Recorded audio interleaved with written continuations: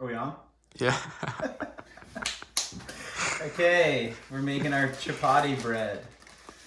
We have flour, oil, salt. I ran out of sugar, so we're using this agave syrup. I prefer to use sugar, but if you don't have it, you can use like agave syrup or honey. And then I have really hot tap water, as hot as my sink would go. All right, so we're gonna start with 3 cups of flour. I'm cooking for 4 people. So this should make at least 2 to 3 pieces of bread per person.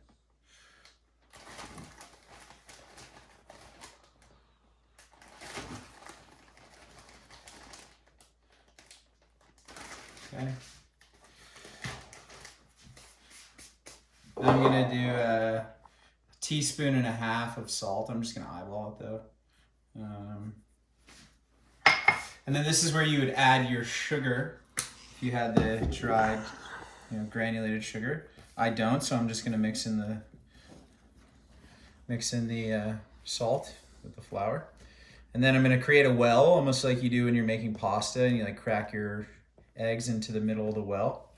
I'm gonna add a tablespoon of my syrup, or you can do like a heaping tablespoon of your granulated sugar, whatever you got.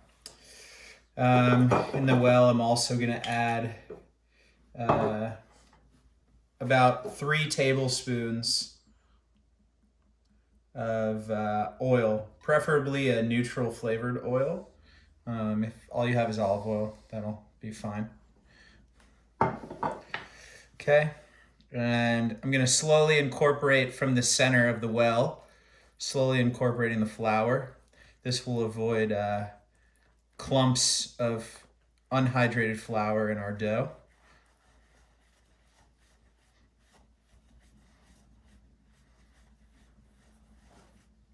Okay, now I have my water here. I don't have a measured amount of water that goes into this recipe. You just kind of have to go by feel. So you can see right now, the dough is just like crumbly. Okay. So I'm gonna form that well again. And I'm gonna add roughly about a cup of water at a time and kind of see how hydrated the dough is getting and adjust. So first cup goes in. And same method as like that pasta well method. I'm slowly incorporating flour from the walls of this well.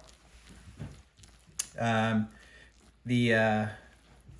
hot water is very helpful. It's gonna get the gluten in the flour working, and the dough will be a little bit easier to work with.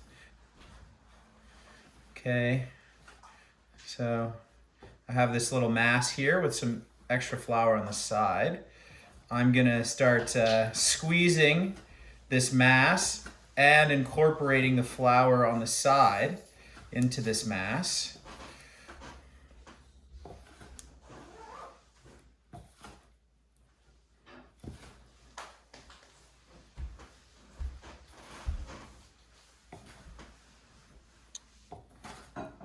And it looks like we need a little more water here, so I'll probably go like a half cup.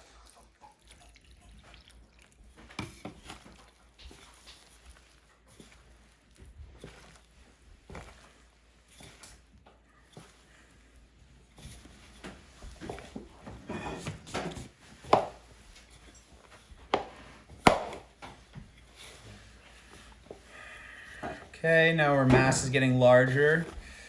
You might feel like you want to add more water to incorporate the rest of the dry flour in your bowl, but keep in mind the flour in your bowl is slowly hydrating, and the more you mix your dough, the more hydrated it will become, and you might not end up needing additional water. I think I will need additional water here. I'm going to be very careful and just add a little bit of water at a time here at the end, just to not mix in too much water.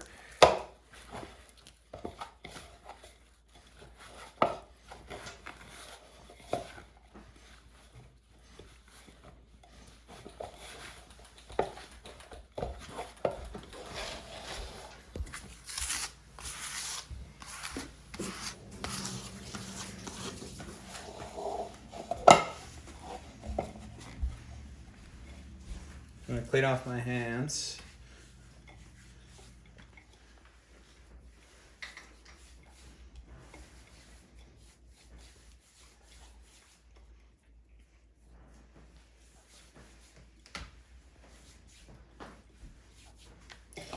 And continue to work the dough till you incorporate all the flour. And as you'll see, as I'm coming to the end here, my bowl is pretty much clean. Nothing stuck to the bowl that's overhydrated, and there's no dry flour sitting in the bowl. To make things easier, if you want to take it out of the bowl at this point and work it or knead it on your counter, that's fine. I'm pushing the dough with my palm, and then I'm folding it back on itself, and then I'm turning it and repeating that process. You don't really need to knead this dough too much. I'm probably going to knead it 20 times. And you'll feel as you continue to knead it, your mass will become smoother.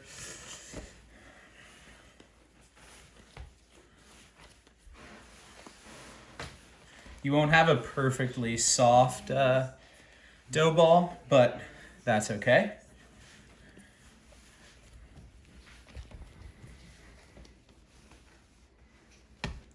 I use my dough to sop up all the dirt that's all over my counter and get hair all over the dough ball. It's really good for your chapati. Okay, this is feeling pretty good. I'm going to work it into a circle. The outside looks a little rough, but that's okay, not a problem. And then I'm gonna take my mixing bowl.